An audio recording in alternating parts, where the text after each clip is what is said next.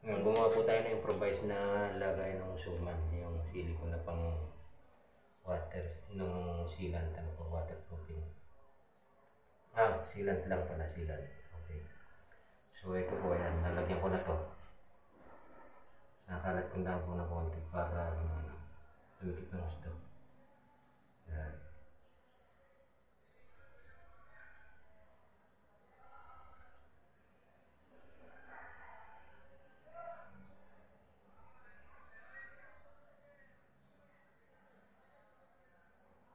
So ito po, yung isa, lalagyan na po natin ito ng sealant. Yan.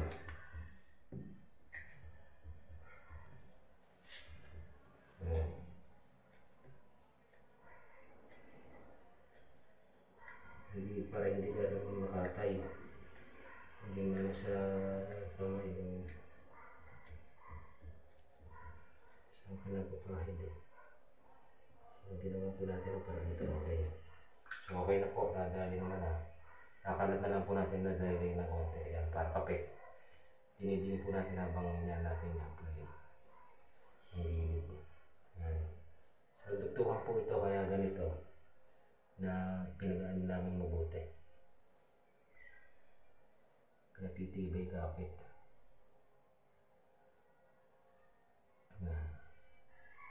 Okay na po yan.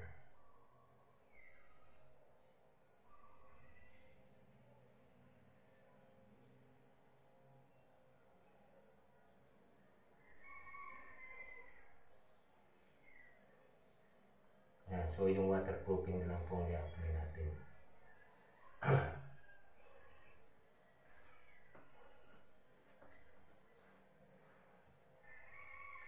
Tatakpan ko lang naman itong bote. Takip niya. Malakas to guys, okay.